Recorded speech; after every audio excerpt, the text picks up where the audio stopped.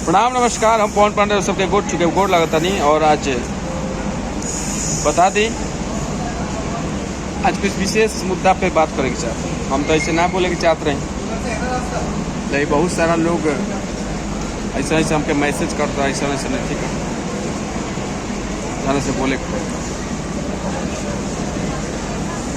देखी कुछ लोग के मुद्दा चाहिए बोले खाते जाना मुद्दा से लोग दोनों मैटर के विवाद बना सके और दुख और सुख केहू के बीच आ सकेला। और केहू चालाक ना होला, केहू बुर्बक ना होला। ये धरती पर सभे चालाक बा, सभे बुर्बक बा।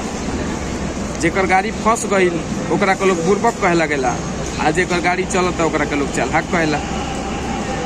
कोनो जरूरी नहीं है कि गलती आज हम कैले बनी तो गलती रउआ से ना हुई कल। गलती सब केहू से होला और वो गलती पर हंसे के बजाय, वो गलती के उछाले के बजाय, वो गलती के अगर अगला के एहसास होता तो ऊपर रउआ सबके टीका टिप्पणी ना करेंगे चाहिए। ऐसे हमरा बहुत मजबूरी होके बोले के पड़ता। बहुत लोग मजा भी लेता, बहुत लोग तरीका का अलग अलग तरीका का बात कहता जनी अच्छा नहीं खे। और खास तौर पे हम भोजपुरी से बानी और ये भोजपुरी इंडस्ट्री खातिर ठीक नहीं।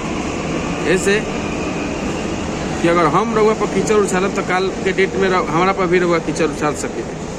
ऐसे एक छोटा सा परिवार बा भोजपुरी, और ये भोजपुरी परिवार के आप सब सदस्य बानी, आप सब एगो अंग बानी।